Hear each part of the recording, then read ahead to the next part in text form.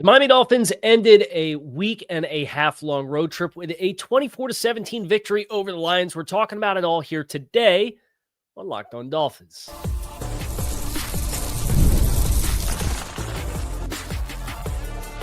You are Locked On Dolphins, your daily Miami Dolphins podcast, part of the Locked On Podcast Network, your team every day.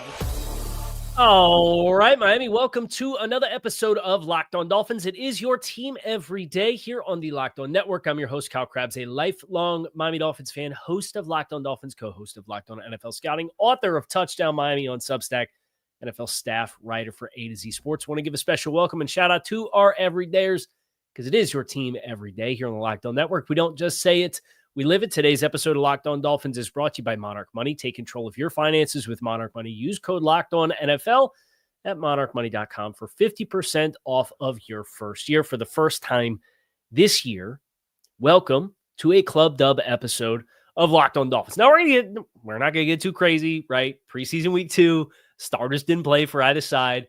But nevertheless, it's always nice to get into a late game situation, and there's an opportunity for guys to make plays on both offense and defense and win the game, and you win the game. And that's what we saw unfold for the Dolphins. They go into Ford Field. The refs, I guess, thought it was time to do everybody's laundry with the amount of flags that they were throwing and then flags that they were picking up that weren't fouls, but they threw the flag on anyway. But a quick rundown here of some of the raw numbers and statistics from this game. Then we're going to get into some of the storylines for trends of who played significant amounts of ball, who didn't play significant amounts of ball, what that means, the game script and the flow of the game itself. We'll talk about the quarterback situation with the backups because there's some interesting developments there. I think there's some interesting developments at running back as well. So we're going to get into all that here today on the show. Dolphins finished this game with 356 yards of offense. They averaged 5.8 yards per play. In comparison, Detroit, 274 yards of offense. Detroit, after half, really a rough sledding for Detroit after half with Hendon Hooker at quarterback. The Dolphins finished 7 of 13 on third downs. They were 0 for 1 on fourth down. Detroit 1 of 12 on third down and 3 for 3 on fourth down. Miami ends up finishing, despite having like 8 rushing yards in the first half, they did finish with 97 rushing yards as a team on 20 carries. That includes the kneel down to knock you off for a rush yard and a rush attempt. So they were over 5 yards per carry, and that came by and large on the back of what I thought was a really great game by Ollie Gordon, who finishes with 10 carries for 50 yards, has a really sharp play on special teams. And you contrast it to Jalen Wright, who put the ball on the ground, continues to, and I understand he wasn't running behind the starters, so I don't expect him to have these large gouging holes. But Ollie just seems like right now he's running and creating with the ball in his hands a little bit more than Jalen Wright. So that's a storyline we're watching. Now we had Shampklin had a really nice chunk run as well that we're going to talk about. But the Dolphins threw some guys on ice that I thought was pretty interesting in this game as well. Malik Washington does not dress. Julian Hill does not dress. Obviously, you go with the starters. Now, the rookies dress. Kenneth Grant plays. Jonah Savaianaya plays. Jordan Phillips plays. Jason Marshall plays. These are the guys that you were wondering how high up on the pecking chart are they, and do they prioritize health or reps and getting ready? And they prioritize reps. And I said that on Friday. That's probably what I would have done with these guys. So I think they did well to get some of these guys out there. I think Kenneth Grant is going to continue to make a lot of nuanced plays. I think there's continued room for him to continue to get the pad level down. And you contrast that with Jordan Phillips. Jordan Phillips, I thought, played another great game. And I oohed and ahed over his tape against Chicago when I did a film review for him for Touchdown Miami, because he's naturally so low and compact, right? His build lends it to you. But I don't know how you don't see the technique and fundamentals, understanding that you're not playing against starters for 2 weeks, right? Because you want to be fair and understand the game situations with the personnel that you're being put into. That duo up front, those two guys, from what I saw off the TV copy, and of course you need to get into the game, the game tape, they're going to be assets for you this year. I feel pretty confident in saying that, and not like, oh, well, they're going to have a lot of growing pains. They will have growing pains, but they're going to have a lot of growing pains. And by the end of the year, they'll be flashing. I think volume rep guys. That's awesome. Obviously, a healthy Jonas Vainaya is going to be a starter for you, and that's a 1,000-snap position if he's healthy all season. But then you get some of the young guys, unproven guys who splashed throughout the course of this game, like Theo Weiss, who had 6 for 80 and 2 touchdowns. And the chemistry that he has with Quinn Ewers is very evident, right? It's very obvious that these guys have been working together for so much of the preseason and training camp. And that for me is where Weiss wins as a player, is he's a physical player and he's a big body guy and he's got good hands. When you can play with timing, this is the kind of fruits of labor that you can bear in a preseason setting. And for Quinn Ewers, I think that was the biggest difference. Now, the statistical box score for both Zach Wilson and Quinn Ewers paints a favorable picture. Zach was, from just a raw numbers perspective, 15 of 23 for 151 yards, 1 touchdown, had a sack. Also had another missed touchdown opportunity. And there was a possession that they were bailed out by a face mask on a 4th down that would have been a turnover on downs. And the missed touchdown that he had was at the end of the first half sequence for Zach Wilson, where they turned the ball over on downs, and then Detroit goes all the way down the field, and they get points before half. So you're in position to be up 14-7, and you go into half trailing 14-7 because you miss a throw. It looked like somebody, I think it was Taj Washington, looked like he fell down on the kind of the whip return underneath on one of the earlier plays. So you had some bad bounces, but you also hurt yourself. I mean, Quinn came out loose today. I don't want to say the game tape looked like this against Chicago, because it didn't. But for Quinn, it's the feel of the offense that I certainly think right now is if you're being unbiased and just judging how are they playing, sometimes it looks like Zach is continuing to think about how he needs to play in the offense, where Quinn, because of the translatability of what it was at Texas right now, just looks like he's going out and playing. Now, I think Quinn probably, when the Dolphins kicked the field goal to go up 24-17 there, that last possession that they had where they scored, probably if Quinn wants a mulligan, he'd probably take that back and they could run that ball in for a touchdown, and then you make it a 2-score game and you wouldn't have to sweat what ends up being a late push for Detroit, where they get a good return. They go 9 plays for 48 yards in a minute 28, and you catch it with a nickel blitz, and Hendon Hooker tries to throw it out into the flat, and the nickel player, Ethan Robinson, leaps up and makes an interception to save the game and seal a win, which is what we saw unfold. So the game script itself, some more little details. We had some sloppiness the Dolphins have to clean up. We had some procedural stuff. We had some short yardage opportunities. We had some specialty. There's a whole list of stuff we're going to get into here next on the show. So make sure you guys stick with us. Most people can't name all of their financial accounts or what they're worth, whether it's 401ks, properties, or investments. When you don't have the full picture, you can end up leaving money on the table. That's why there's Monarch Money.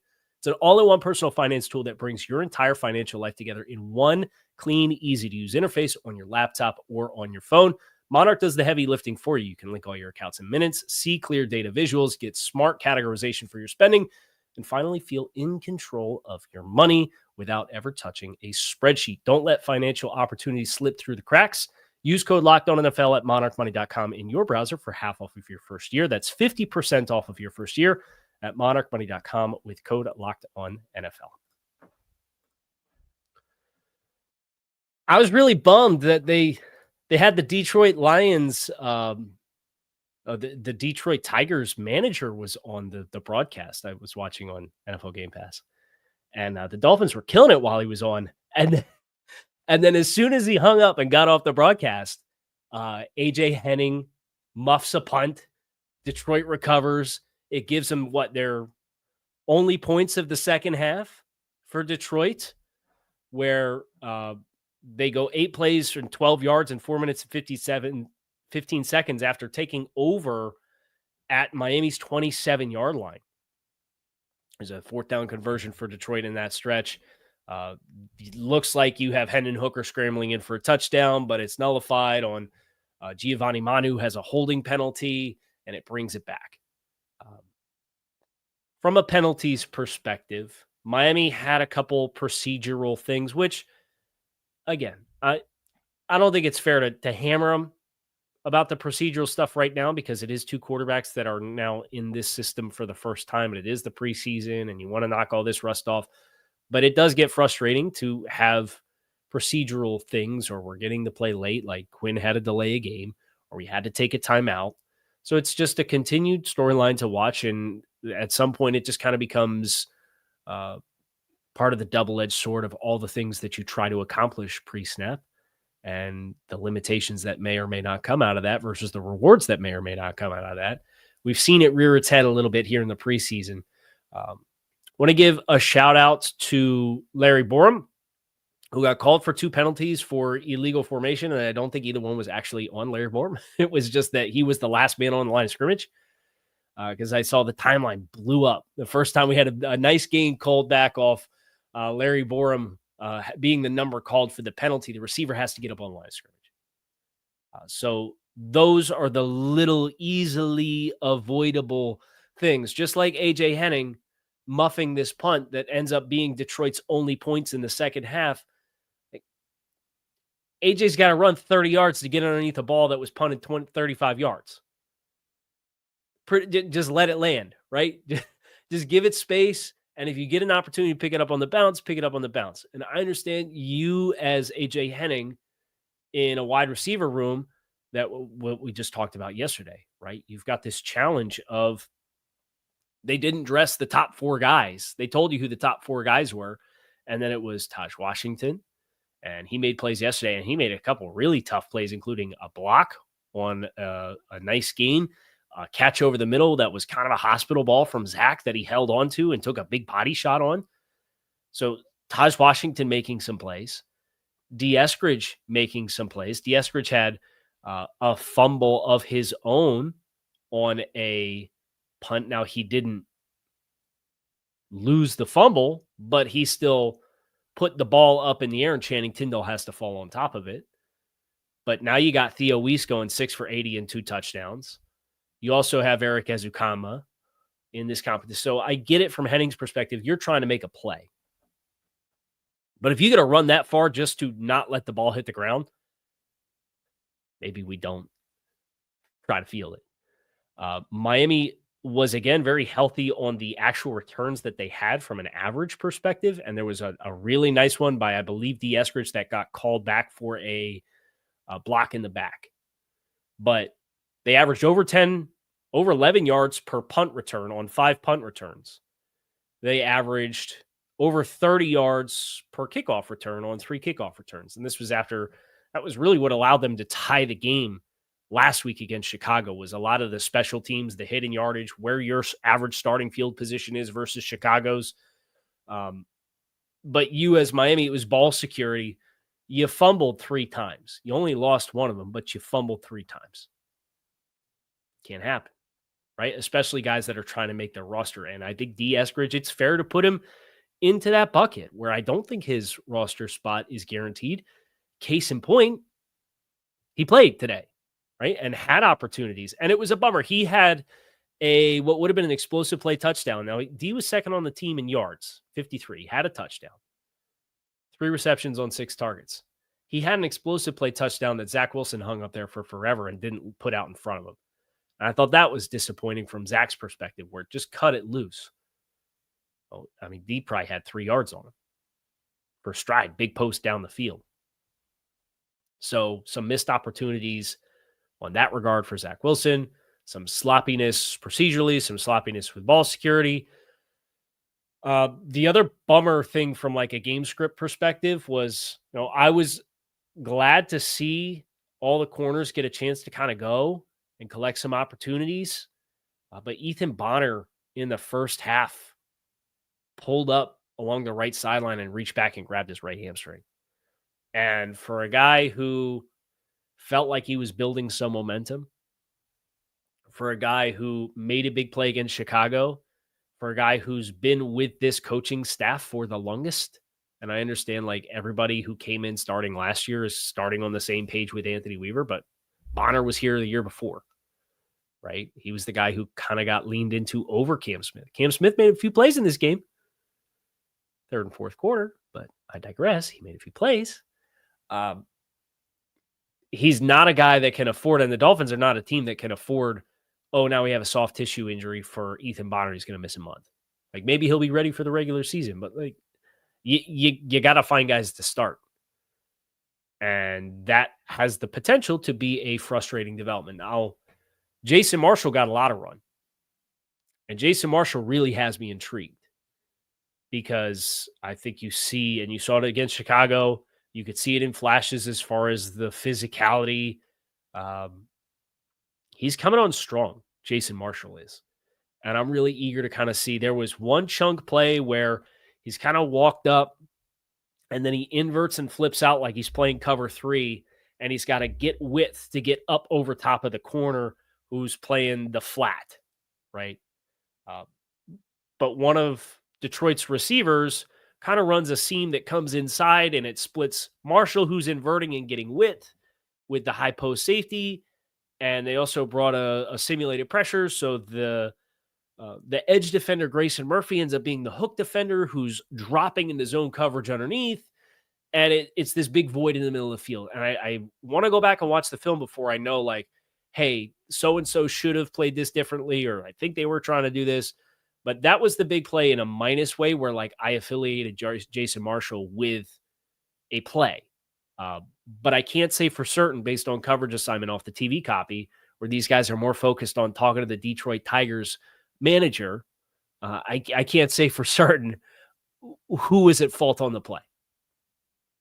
But Marshall getting the kind of run that he did, I liked. Now, a couple other young guys got some run.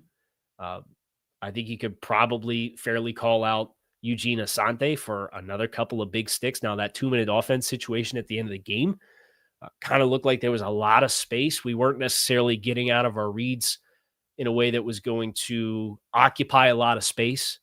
And there was big voids, and that's why you saw Detroit kind of 2-minute offense jump-start it, and they're getting chunks, and they got themselves down into the red zone.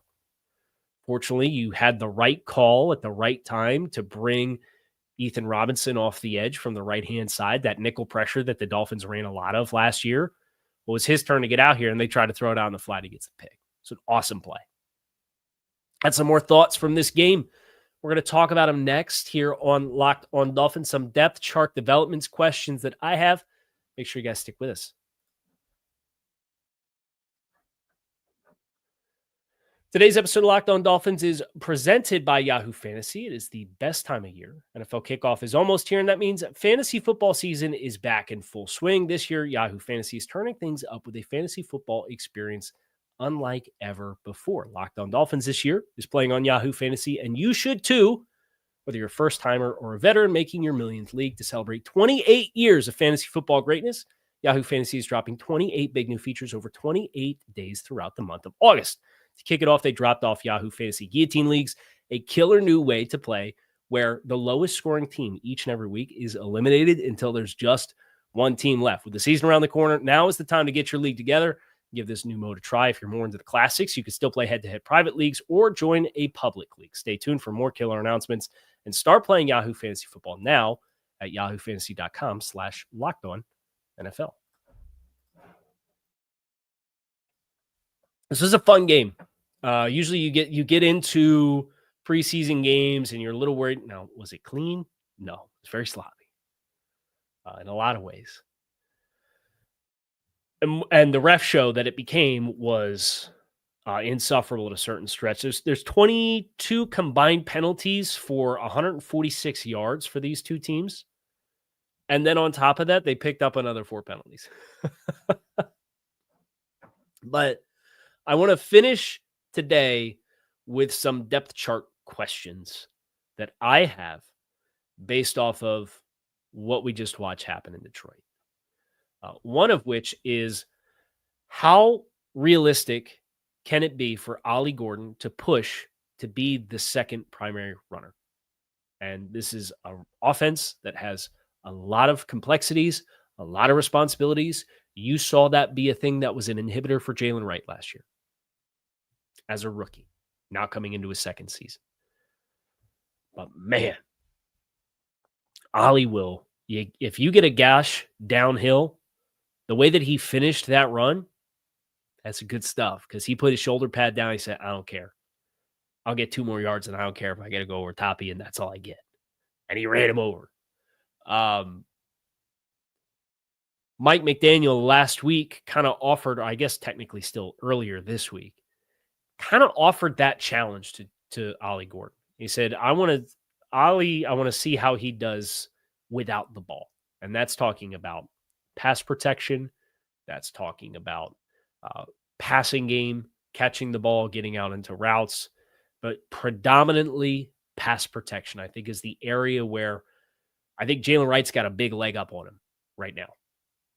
Because I thought Jalen had good flashes of that. I think Jalen showcased in the preseason game last week a really good rep of stepping up and picking up a linebacker that was mugged up and came through an interior gap and stonewalled him. That was for Ollie. You saw the physicality. It's a no-brainer from a frame perspective. Yeah, Ollie Gordon's got all the physicality you need to execute as a pass protector and smash on linebackers that are trying to run through interior gaps. But the scan protection element and understanding where the center goes and what 2 players you're reading off of that to make sure that I'm going here to here, and I'm not going to be distracted by the wrong color that shows somewhere else, and then I'm going to give up a free runner somewhere else where the quarterback's not expecting it, and then he's getting his clock claimed. Right? Like that's the kind of stuff for rookie backs that can be a really big inhibitor to playing time. But from a running perspective, Ollie's making a really strong case, in my opinion. I will cool the Jets a little bit on the Zach Wilson, Quinn Ewers questions, but I think it's fair to, and if you had the conversation, who played better against Detroit, I think Quinn played better than Zach did. Now, Zach, both these guys had hot throw opportunities or hitches on the outside. We got to get the ball out of our hands fast. We're feeling pressure, and they one-hop them, right? Like they still both kind of had their warts. Quinn had that near interception on the sideline targeting Andrew Armstrong that if the DB gets both hands on the ball earlier, he did toe tap both feet. It would have been a pick late in the game. So you recognize a near miss in that regard, just like you recognize for Zach, there was a turnover on downs that bought you a fresh set of downs because of a defensive penalty. Help your day look better too. But I just go back to Zach looks like he's thinking about how it's supposed to play out. Quinn just looks like he's going out and playing.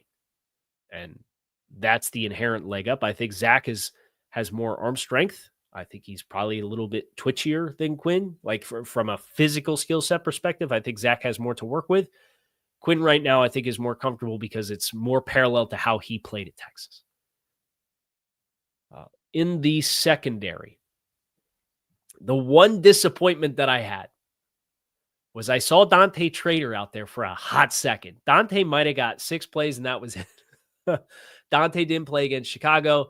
Dante had been quiet for the first couple weeks of training camp because he had an injury. He was there for the first couple days. Coaches talked him up. And then he's off. He's gone. Well, he was back this week for joint practices against Detroit, and he made a cameo appearance early in the game. He might have played 6 plays. I wanted to see Dante Trader. I wanted to see what it looked like. So my question is, did he have a brief cameo by design? Was he like Ethan Bonner, where we tweaked something and it cut our day short unexpectedly? That's the next question that I have, because the more you listen to the coaches talk, the more I kind of feel like they expect Trader to have a pretty decent size role. I thought Melifanu off the TV copy is the other safety, and obviously Minka did not dress for this game. I thought he had a better day than what he did against Chicago. Patrick McMorris, and again, this is all very surface level because we don't have the All-22 film, but McMorris, I thought kind of had an inconsistent day against Chicago where he had an interception, but he also had a lot of false steps and the spacing on the back end. Well, he had a penalty in this game that was kind of a gut punch penalty. Those are the kinds of things you can't have happen, especially in a deep room where like maybe you don't have like a second star player, but you get a lot of options and opportunities for a guy to make the 53. So I'll be eager to see what the spacing looked like for him, but him coming up from a penalty perspective was kind of like a bummer and a buzzkill for me.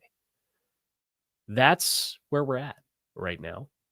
We went live. I've been trying to get into the habit for those of you who do tune in on YouTube to go live after the games. I hope you guys enjoyed.